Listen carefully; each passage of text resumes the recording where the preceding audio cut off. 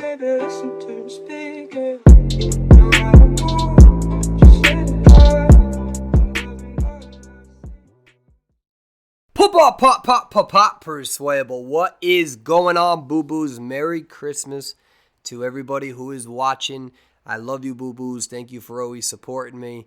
And let's talk about why Cowboy is considered a counter to Bonbon. Now, I decided to get some really good tournament gameplay. For those who are unfamiliar, this is part of the Identity V League, which happens over with the Chinese professionals, who are players from China, of course.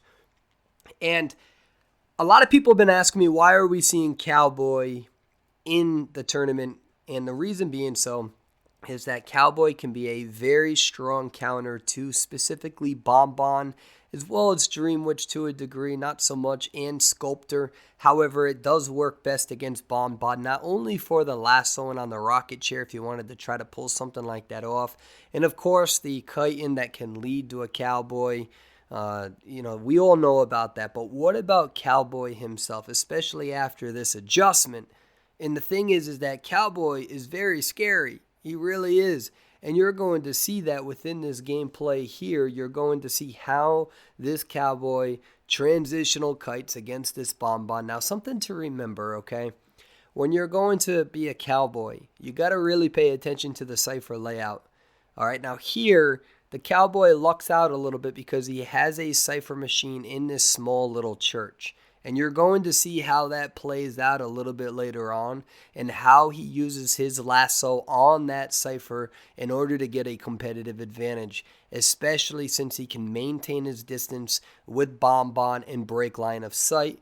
Breaking line of sight is very important. That's what you see Cowboy doing right now, constantly vaulting and hopping these things. And now you're going to see that lasso on this cipher machine, and you see that right there. And he's going to maintain his distance. And again, right here, break in line of sight, making this Bonbon have to guess where he is going. Now, he does have a little bit of assistance from his forward. The forward did throw these pallets down, so he's going to lasso that pallet to the side there, and then he vaults that pallet, so he gets the boost after he vaults that pallet, as well as the boost when he initially lassoed the pallet. And again, see how he is breaking line of sight against this Bonbon, using those lassos to really separate himself.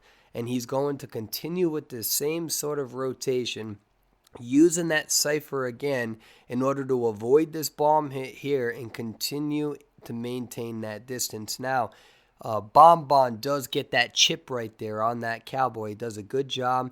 And now you can see that Cowboy, he's been calculating how long it would take in order for him to make sure that he could get that Volton bonus from the window. So he timed it correctly, and that's why he got the initial bonus going towards the window of that big church.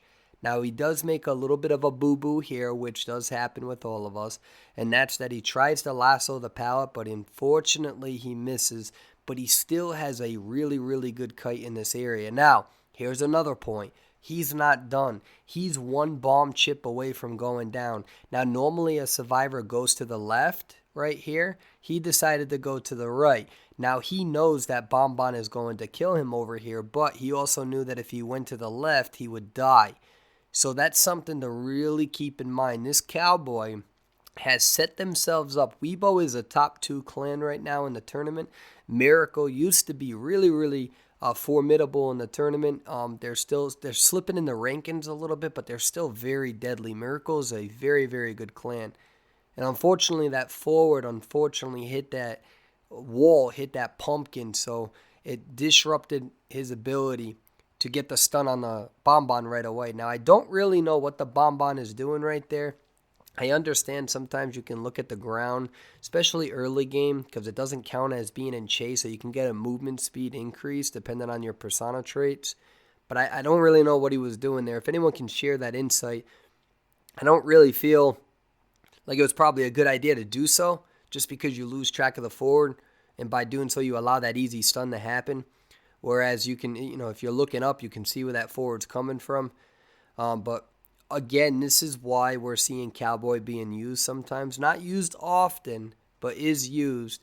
Now, I do think it's a little bit more difficult pulling this off against, a sculptor who can put those statues on a window and really disrupt your ability to vault it, even if you circle the window before vaulting to avoid the statue.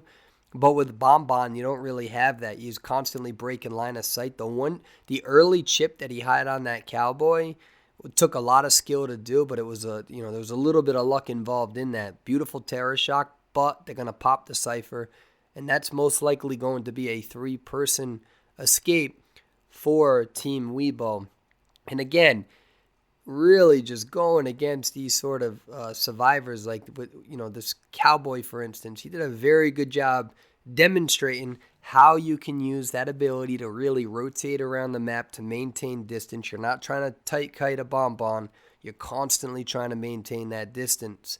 And another benefit of using Cowboy instead of some of the other survivors such as Gravekeeper, First Officer, I know they all have their own play styles and they differ from Cowboy, but his decoding is significantly quicker, which also helps your team. So not only do you have the harassing ability, not only do you have the strong transitional kiting ability, but you also have a pretty fast decoding compared to the normal rescue survivors. And that's a benefit to your team because you're going to get these ciphers down a lot quicker.